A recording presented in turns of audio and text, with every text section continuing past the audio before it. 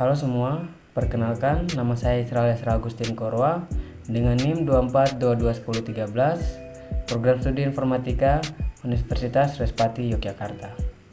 Pada video ini, saya akan menyampaikan sebuah materi pembelajaran yang merupakan bagian dari tugas perkuliahan saya, yaitu dari mata kuliah Pengantar Organisasi Komputer atau bisa disingkat POK.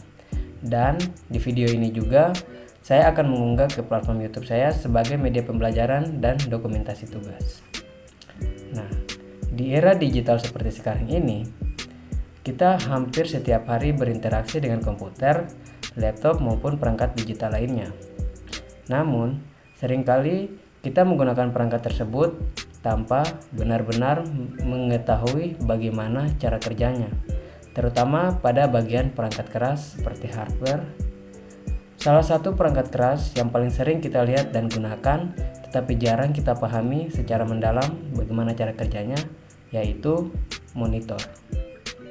Padahal, tanpa monitor, kita tidak bisa melihat hasil pekerjaan kita tidak bisa mengetik, tidak bisa menonton video, bahkan tidak bisa mengetahui apakah komputer kita ini sedang bekerja ataupun tidak.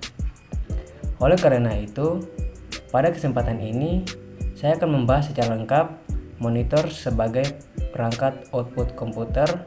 Nah, pembahasan ini mulai dari pengertian monitor, fungsi dan perannya dalam sistem komputer, hingga cara kerja monitor secara menyeluruh, mulai dari proses input, pengolahan data, sampai bagaimana monitor dapat menampilkan output pada layar yang sering kita lihat. Untuk memulai pembahasan tersebut, kita akan masuk ke bagian yang pertama, yaitu bagian pengertian monitor.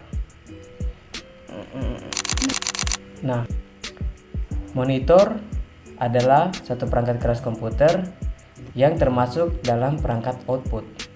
Disebut perangkat output karena monitor ini berfungsi untuk menampilkan hasil dari pengolahan data komputer dalam bentuk visual seperti teks, gambar, grafik, maupun sebuah video. Nah, monitor ini memiliki peran yang sangat penting karena menjadi media utama komunikasi antara manusia dan komputer. Tanpa monitor, pengguna tidak dapat melihat apa yang sedang dikerjakan oleh komputer tersebut. Meskipun komputer itu sebenarnya bisa memproses data, tapi penggunanya tidak mengetahui apakah komputer itu berjalan atau tidak tanpa monitor. Komputer bekerja menggunakan bahasa seperti angka biner, yaitu 0 dan 1. Nah, bahasa ini tidak bisa dipahami oleh manusia secara langsung. Oleh karena itu, monitor berfungsi sebagai alat penerjemahan visual yang mengubah data digital ini menjadi tampilan yang dapat dilihat dan dipahami oleh manusia. Setelah memahami pengertian monitor, selanjutnya kita akan melihat di mana posisi monitor dalam sistem kerja komputer secara keseluruhan. Nah, dalam sistem komputer terdapat konsep yang disebut sebagai input, proses, dan output atau bisa disingkat IPO. Nah, pertama ini adalah input, yaitu data atau perintah yang dimasukkan oleh pengguna, misalnya melalui keyboard atau mouse.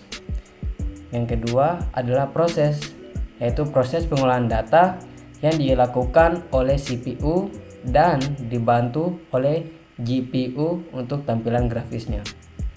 Yang ketiga atau yang terakhir adalah output, yaitu hasil dari proses tersebut yang ditampilkan kepada pengguna kembali.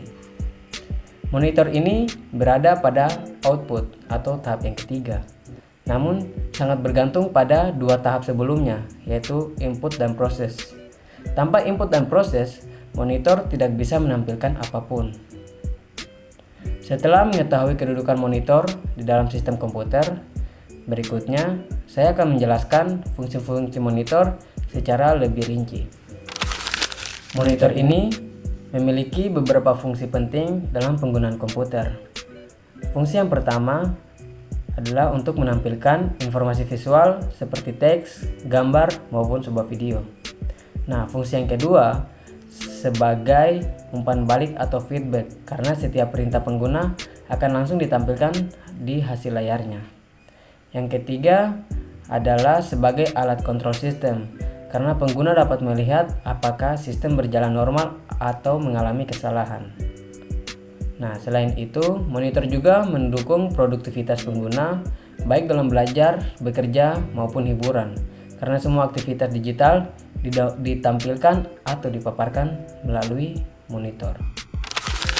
Nah, setelah mengetahui fungsi-fungsinya, sekarang kita akan masuk ke bagian yang lebih teknis lagi, yaitu alur kerja komputer dari input hingga hasilnya muncul pada monitor.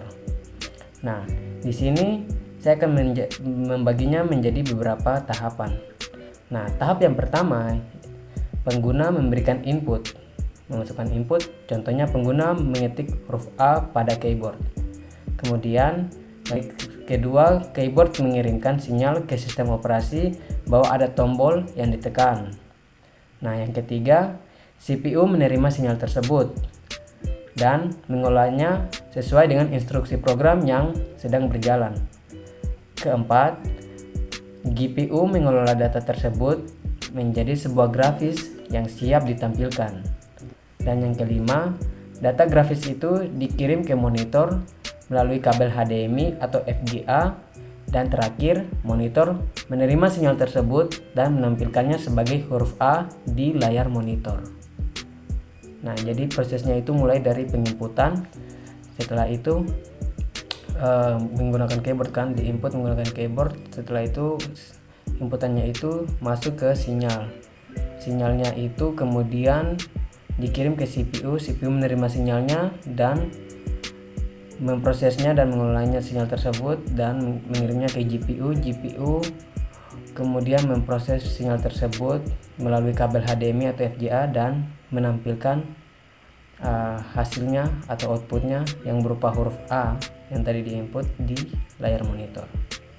Proses ini terjadi sangat cepat, hanya dalam hitungan milidetik, sehingga terlihat seolah-olah terjadi secara langsung atau in real time. Setelah mengetahui alur kerjanya secara umum, selanjutnya saya akan menjelaskan bagaimana prinsip dasar monitor dapat menampilkan gambar dan warna.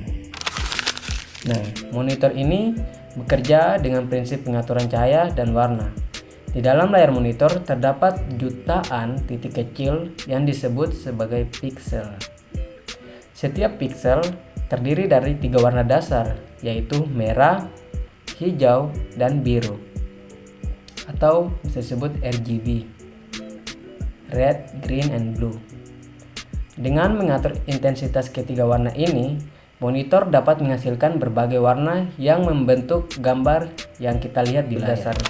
Setelah memahami prinsip dasarnya, berikut saya akan menjelaskan cara kerja monitor berdasarkan jenis teknologinya. Jadi, monitor ini dibagi menjadi 4. Yang pertama ada monitor CRT, kemudian yang kedua ada monitor LCD dan monitor LED, dan yang terakhir yaitu monitor OLED. Nah, yang pertama yaitu monitor CRT. Monitor CRT ini bekerja menggunakan tabung sinar katoda. Nah, di dalamnya terdapat elektron gun yang menembakkan sistem elektron ke layar yang dilapisi fosfor. Nah, saat fosfor terkena elektron tersebut, layar akan menyala dan membentuk gambar. Monitor CRT ini berukuran besar dan berat sehingga saat ini sudah jarang digunakan, yaitu layar monitor seperti monitor tabung yang kita ketahui.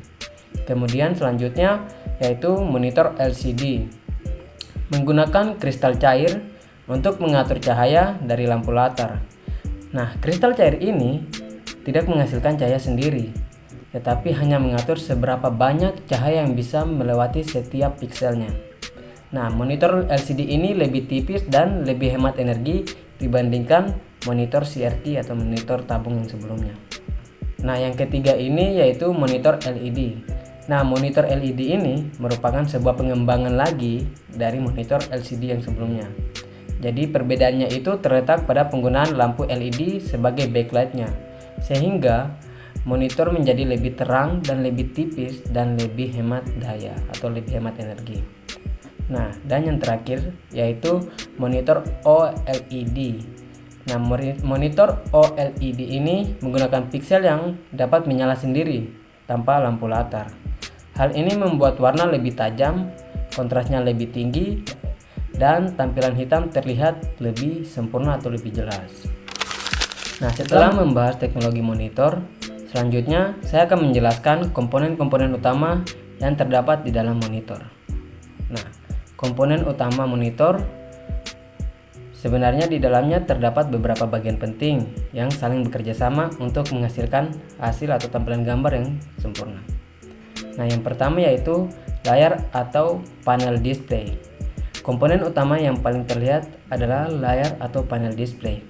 Nah, panel inilah yang berfungsi menampilkan gambar, teks, warna, dan video yang kita lihat pada monitor. Nah, kemudian pada monitor modern, panel ini biasanya menggunakan teknologi LCD, LED, atau OLED. Nah, di dalam panel terdapat jutaan titik kecil yang tadi disebut pixel. Nah, setiap pixel ini bertanggung jawab menampilkan satu warna tertentu, dan semakin banyak jumlah pixel, maka tampilan gambar akan terlihat semakin tajam dan detail. Nah, yang kedua yaitu backlight atau lampu latar. Nah, backlight ini berfungsi sebagai sumber cahaya pada monitor, karena panel monitor ini sebenarnya tidak dapat memancarkan cahayanya sendiri. Nah, pada monitor LCD ini, backlight masih menggunakan lampu CCVL, sedangkan pada monitor LED, backlight menggunakan lampu LED yang lebih hemat energi dan lebih terang. Kemudian yang ketiga yaitu motherboard monitor atau control board. Nah, bagian ini berfungsi untuk menerima sinyal dari komputer, mengatur tampilan warna, mengatur resolusi, serta mengontrol kecerahan dan kontras layar. Nah, ini bisa dikatakan sebagai motherboard monitor atau sebagai otak dari monitor tersebut. Nah, yang keempat yaitu port atau koneksi. Port ini berfungsi sebagai penghubung dari monitor ke komputer agar data visual ini dari komputer dapat terkirim ke monitor dengan baik.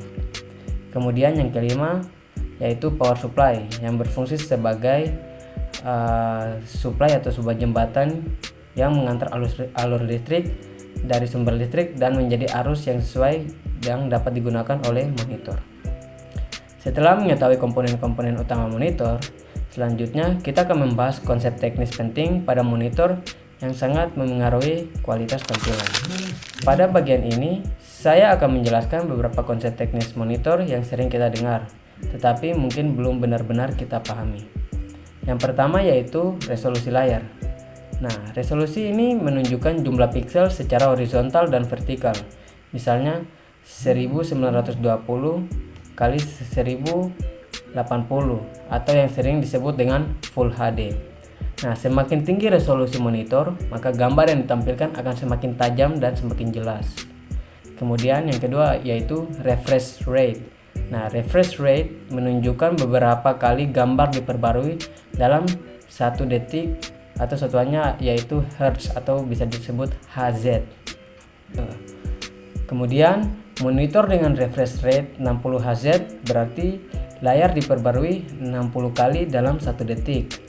Untuk kebutuhan gaming atau video editing biasanya dibutuhkan refresh rate yang lebih tinggi agar tampilannya lebih halus. Kemudian yang ketiga yaitu color depth. Nah, kedalaman warna. Color depth ini menunjukkan jumlah warna yang dapat ditampilkan oleh monitor. Nah, semakin tinggi kedalaman warnanya, maka tampilan gambar akan semakin realistis dan lebih natural. Kemudian yang keempat yaitu brightness dan contrast. Nah, brightness sendiri ini menunjukkan tingkat kecerahan layar, sedangkan contrast yaitu menunjukkan perbedaan antara warna terang dan gelap. Kedua faktor ini sangat berpengaruh pada kenyamanan mata saat menggunakan monitor. Nah, setelah memahami konsep teknis pada monitor, selanjutnya kita akan melihat peran monitor dalam kehidupan sehari-hari. Monitor tidak hanya digunakan untuk bekerja di depan komputer juga, tetapi dapat digunakan di berbagai bidang dalam aspek kehidupan. Yang pertama yaitu dalam bidang pendidikan. Nah, dalam bidang pendidikan, monitor ini digunakan sebagai alat untuk belajar daring, mengerjakan tugas, presentasi, serta mengakses materi pembelajaran melalui digital atau perangkat digital. Nah, tanpa monitor, proses belajar berbasis teknologi akan sangat sulit dilakukan. Kemudian yang kedua yaitu dunia kerja. Nah, dalam dunia kerja, monitor berperan sangat penting, yaitu sebagai pengolah data, desain grafis, pemrograman, administrasi perkantoran, dan komunikasi digital, dan masih banyak lagi. Nah, monitor ini membantu meningkatkan produktivitas dan efisiensi kerja dalam bidang pekerjaan. Kemudian, hiburan. Dalam bidang hiburan, monitor digunakan untuk menonton film, bermain game, menonton video, hingga editing konten atau editing programming dan selanjutnya. Kemudian yang keempat yaitu kehidupan sehari-hari. Dalam kehidupan sehari-hari, monitor juga digunakan pada mesin ATM, kasir digital, papan informasi, hingga layar iklan digital. Hal ini menunjukkan bahwa monitor sudah menjadi bagian penting dari kehidupan modern. Setelah membahas berbagai aspek mengenai monitor, selanjutnya kita akan menyampaikan penutup atau kesimpulan dari semua hasil pembelajaran ini. Nah, sebagai penutup, dapat disimpulkan bahwa monitor ini merupakan perangkat output yang sangat penting dalam komputer. Monitor berfungsi sebagai media utama untuk menampilkan hasil pengolahan data dari komputer dalam bentuk visual sehingga dapat dipahami oleh manusia. Monitor ini terdiri dari berbagai komponen utama seperti panel display, backlight, motherboard, port koneksi, dan power supply, yang semuanya ini bekerja secara terintegrasi. Selain itu, konsep teknis seperti resolusi, refresh rate, color depth, brightness, dan kontras sangat memengaruhi kualitas tampilan monitor. Nah, dalam kehidupan sehari-hari, monitor memiliki peran yang sangat besar di bidang pendidikan, pekerjaan, hiburan, maupun sebuah layanan publik. Dengan demikian, cara kerja dan fungsi monitor, kita tidak hanya menjadi pengguna teknologi, tetapi juga menjadi individu yang lebih paham terhadap perangkat yang kita gunakan setiap hari. Dengan begitu, demikian penjelasan mengenai monitor sebagai perangkat output komputer. Semoga video ini dapat membawa wawasan dan pengetahuan kepada kita semua. Terima kasih teman-teman yang sudah meluangkan waktu untuk menonton. Saya Esra Agustin Korwa, pamit undur diri. Peace out.